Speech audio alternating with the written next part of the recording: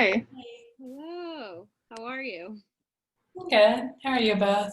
We're good. We're Wow. good. So the first thing we'd love for you to share is a little bit about yourself. You could give your name and a little bit of your personal background. Okay, I'm Hanna Vogel. I am a sculptor and installation artist. I grew up in Ukiah, California, which is a super small town about 100 miles north of San Francisco. Yeah, so lived there my whole life until college. I went to the California College of the Arts in Oakland. They're now merging into San Francisco only, but when I was there, I was on the Oakland campus.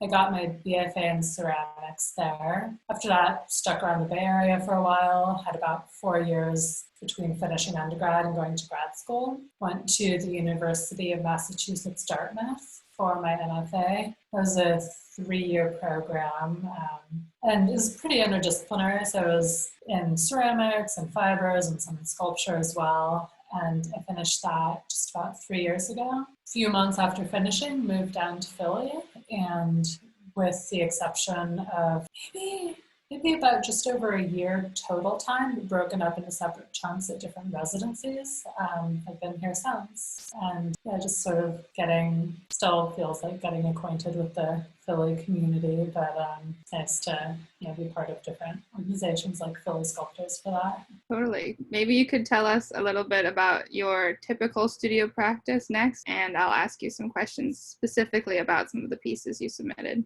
Sure. My studio practice these days is mostly at home. I have a studio that's in sort of two parts of my house, the basement, which is where I do my paper making work. There's a cement floor and a big sink, so it can get nice and messy. And then there's like a back bedroom, which is where I am now, which is where I do like the dry work. So in terms of the way that I think about and work on projects, I tend to have sort of one or two big ideas at a time. It takes me months and sometimes to finish a project, and sometimes it'll be like a couple months of working on it and then set it aside for something else and pick it back up, which I'm actually just doing now. I'm revisiting a project I started actually about a year ago at a residency in Germany, and I'm now working on it to finish for a show that was going to be this August, but is now going to be some point in the undetermined future, like so many things.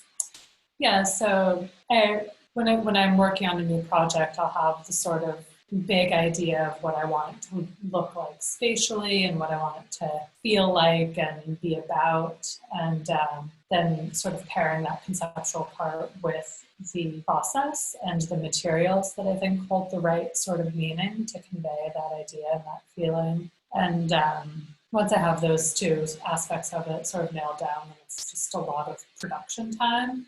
I tend to work in multiples, so I'll do for example, all the wire weaving over a couple of months, and then all the paper making part. And chronologically, that's probably like the longest part of the process. And then after I have all the objects, it's sort of feels like back to the more creative part of figuring out how this really works in space and installing it in whatever venue it's going to. And then also for me, a key part of my process, which is, I guess not really in the studio, but is crucial for each installation, is writing about it afterwards. And really at that point, I feel like I really get to know the piece and figure out really what it's about. And just sort of understanding it more now that it's been finished. I was just going to ask if you could speak to a specific piece and maybe how you mentioned material and how important that is conceptually, like what materials you use and what they represent for you. Yeah, so I think in most of the images that I submitted for this grant opportunity, it was work that's made out of a combination of woven steel wire that I weave using sort of variations on basketry techniques, and then I'll pour paper pulp over it afterwards, which is a sort of non-traditional paper making process. But those two materials in combination, I think I end up talking a lot about decay and entropy and sort of organic breakdown of materials, and I think as a parallel to bodies. So I'm interested in taking those material connotations and contrasting it with the forms that I make that reference sort of a lot of aspects of life or growth. So I work with cocoon shapes a lot, or sort of egg forms, or more recently repeating spheres that are all clustered together, thinking about mitosis and cells multiplying and dividing. So just sort of spatially and conceptually, I'm interested in how those somewhat clashing meanings of decay and growth work together in the same object. That material and process is what I've been spending most of my time on the last couple of years. Starting to move into, right now the one that I'm working on is slicing up plastic bags and crocheting that into soft sculpture for installation. I'm just thinking about plastic as this convenient thing that is so unsustainable and so easily used and thrown away, and the role that plays in our lives without necessarily thinking about the ways that we use it without necessarily thinking about the longer term impacts. So yeah, I feel like as a sculptor, a person who uses material to make objects, and there's so many materials that have such rich potential for meaning just in what they're made out of, and so I want to be able to draw that into the meaning of my work itself too. Could you tell us a little bit about the piece Was, Might Be? Yeah, so that particular installation with those big cocoons was really sort of the start of that body of work. I made that as part of my MFA thesis show. So I was working on it, I don't know, started about 4 years ago. And with that piece, I was thinking about sort of two primary aspects. One, what I was just talking about with the contrast between growth forms and material decay, but then also how these larger than human body objects can sort of tell us something about the way that we, as creatures who live in bodies of whatever size we all are, relate to the world around us. So in that particular installation, some of the cocoons are so big that probably like all three of us could fit in one together with a little room to spare, and then down to the smallest ones, which are something like that. And that was, I think, one of the first more successful large-scale installations that I did. And so I just learned a lot about space and the way that the objects relate to the environment that they're in architecturally too. But yeah, with that one, I was thinking, cocoons are like transformation and that sort of promise of possibility and some sort of new stage of life. And when you see those objects from far away, that I think is sort of the more immediate interpretation. But then you get up close and realize, oh, it's actually sort of crusty and rusty, and this paper skin is peeling and has all these holes in it, and these cocoons are actually empty. And so that promise of life and transformation is kind of undermined by what they've been made out of. And so it's maybe not quite as hopeful as you would initially think. Thank you. Another question we wanted to ask you was, how do you think art and artists are beneficial during this time? Yeah, I think in general, art and the people who make it just help everyone sort of collectively process our experiences. And in the world right now, we're all having some pretty not normal experiences. And so I think that as artists, we can sort of take in what's happening and filter it and process it, through our personal interpretations, and hopefully, just help others come to terms with it, and also influence perhaps the way that people understand their experiences and then go out to be in the world in maybe a bit more of an equitable way. I don't think that art always has to have a very strong specific purpose, but it definitely does help us interpret the world, which then influences the way that we behave in it. What would be a dream project for you to work on?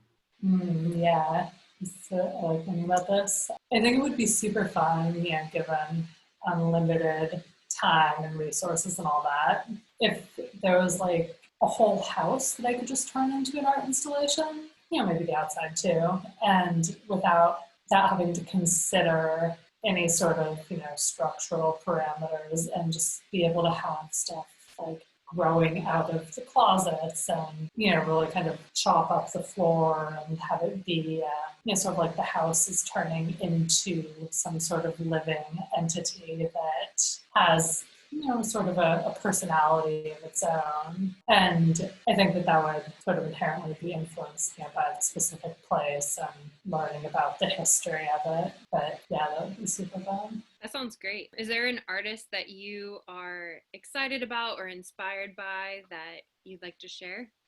Yeah, I mean, there's a lot, but sort of one consistent person is a Japanese sculptor installation artist. His name is Yasuaki Onishi, and he makes these really beautiful, big, sort of ethereal installations, often out of super mundane materials like plastic and hot glue. He has this series called Reverse of Volume, where it's like a big plastic sheet that he suspends from the ceiling. And then you can find YouTube videos of him doing this. It's really charming. Takes pigmented hot glue into hot glue guns and gets up on a ladder and will then suspend the piece from the glue itself and then take away the other supports. And so from one side, it looks like this sort of mountain that's getting rained on by these immobile drips of hot glue. But then from underneath, it's this sort of protected cave-like space. And besides just, the visual appeal and the sort of physically immersive aspect, I really admire the way that he transforms these materials that are so, not fancy, just plastic and glue. And I haven't found much about if he thinks about the content of the materials as well, like conceptually speaking, but I think there's a lot of potential there, and it's just really beautiful. Thank you. What book would you recommend to artists to read right now? Probably the same book that I would recommend to anyone. I read a lot of fiction and sort of like, I don't know if this would quite fall into the category of magical realism, but my favorite book over the past couple of years is Circe by Madeline Miller. She's somewhat local to Philly, I believe. It's written as a sort of memoir of Circe the Sea Witch from the Odyssey, who in the Odyssey is a super peripheral character, but in this novel, Odysseus is peripheral to her life, but besides just being really beautifully written and told in the first person by this really empathetic person, deity, sort of questionable what she is. I think the story brings up a lot of questions of what creates meaning in life and how the finitude of life for creatures that are mortal, as not everyone in the book is really a big part of what makes things meaningful, which, unfortunately feels maybe extra relevant right now. Yeah, it's just a really beautifully written book. A lot to think about. I'll have to check it out.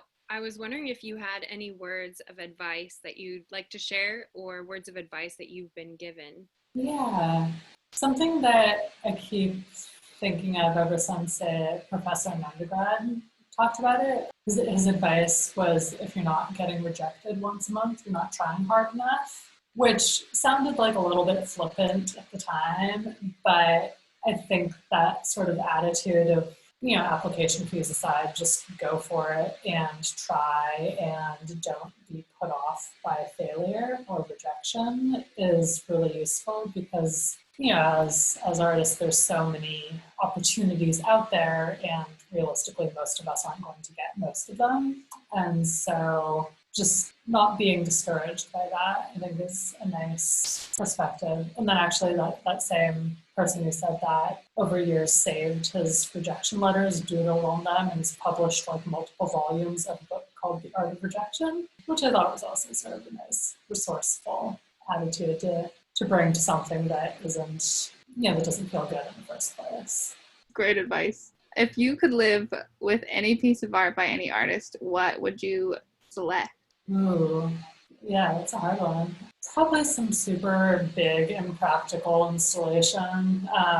Maybe one of Yasuaki Onishi's that I mentioned earlier, or Sue Sunny Park is another amazing installation artist. She's based in New Hampshire, but she also uses sort of mundane materials to make these often hanging installations that really play with light and space to create a different physical experience of whatever architectural structure you're in.